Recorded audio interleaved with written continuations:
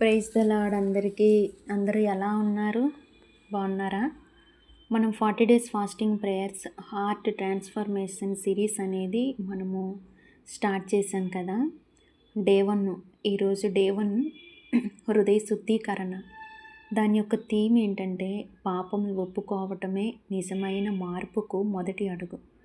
First మనం పాపములు ప్రభు దగ్గర ఒప్పుకుంటే మనకి నిజమైన మార్పును దేవాది దేవుడు కలుగజేస్తాడు.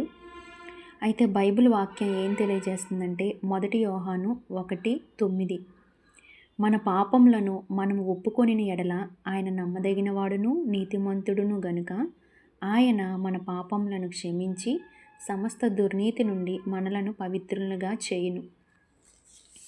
ఈ వాక్యంలో ప్రామిస్ అనేది ఉంది.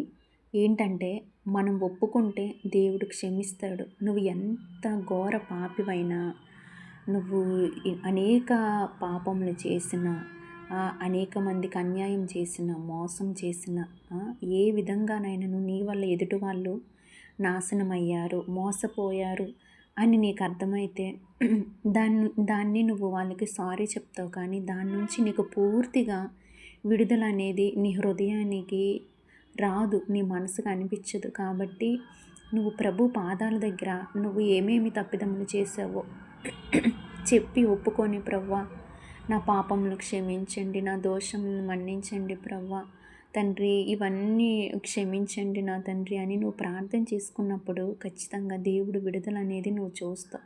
నువ్వు ఒప్పుకోవాలి. ఒప్పుకుంటేనే దేవుడు నిన్ను క్షమిస్తాడు తప్ప నువ్వు కప్పుకుంటే మాత్రం నీకు ఎటువంటి ఇది రాదు. వాళ్ళు చేశారులే, నేను చేశానులే అన్నట్టు అటువంటి మనసు నీకుంటే మాత్రం అది అస్సలు దేవునికి ఇష్టం ఉండదు.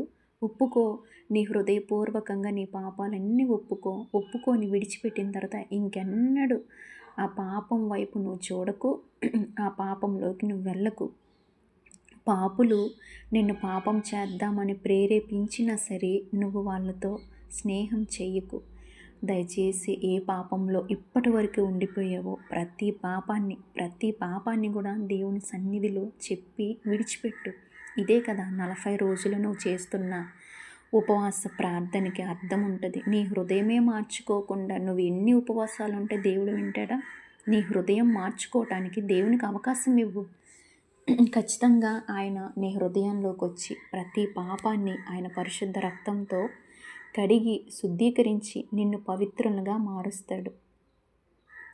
చాలాసార్లు మనం తప్పు చేసిన మనం జస్టిఫై చేస్తాం, ఇది పెద్ద పాపం కాదు అని అనుకుంటాం. కానీ హృదయ మార్పు అంటే దేవుని ముందు మాస్క్ లేకుండా నిలబడటమే. దేవుడు పర్ఫెక్ట్ పీపుల్ కోసం ఎదురు చూడడు, నిజమైన హృదయం కోసమే ఎదురు చూస్తాడు. పాపం ఒప్పుకోవడం అంటే సెల్ఫ్ కండెమినేషన్ కాదు, అంటే తమను తాము నిందించుకోవటం కాదు. అది ఫ్రీడంకే దూరం చేస్తుంది. మీ హృదయంలో ఏదైనా కష్టం కానీ, గిల్టీనెస్ కానీ, హిడెన్ కానీ, స్ట్రగుల్స్ కానీ ఉంటే ఇవాళ దేవుని దగ్గర ఓపెన్గా చెప్పండి. ఓపెన్గా ఎంతగా అంటే దేవుని దగ్గర ఇంకా పూర్తిగా సరెండర్ అయిపోండి. దేవా, నీవు తప్ప ఈ పాపం నుంచి, దీని నుంచి విడుదల చేసేవారు ఎవ్వరు లేరు నాయన అని ఆ బైబిల్ వాక్యం ఈరోజంతా ధ్యానించండి.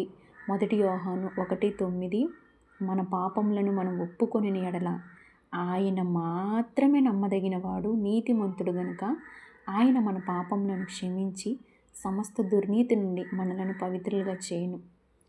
ఒక చిన్న పల్లవి పాడుకుందాం. ఘోర పాపినైనా నేను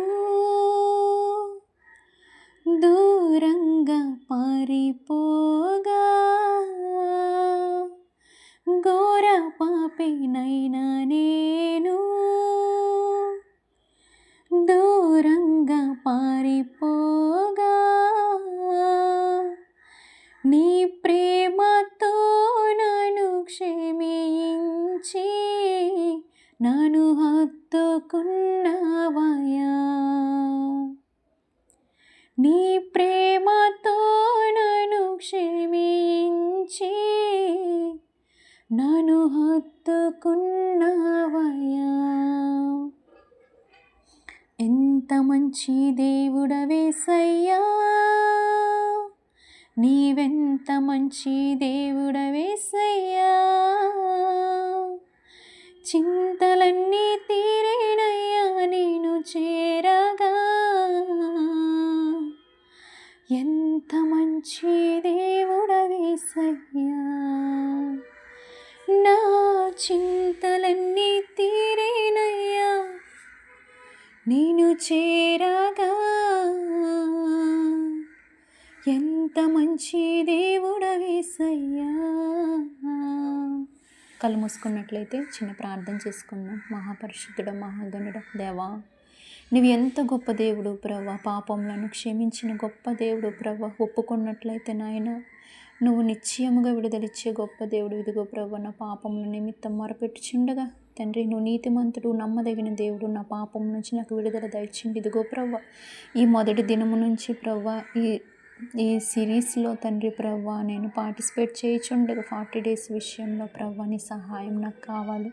నా హృదయం మారాలి ప్రభా. ఆ హృదయ మార్పు నీ వద్దకు తీసుకొస్తుండగా మీరే నాకు అన్ని విషయంలో విడుదల దయచేస్తారని అయ్యా నమ్ముచు, నమ్మదగిన దేవుడు నీవని నీ పాదముల చెంతకు వచ్చి కూర్చుండగా ప్రభా నాకు న్యాయము చేయము, నా పాపం నా దోషముల నుంచి నాకు విడుదల దయచేయమని ప్రార్థన నజరేయుడైన యేసుక్రీస్తు నామములో ప్రార్థించి అడిగి వేడుకొంచున్నాను నా పరలోకపు తండ్రి.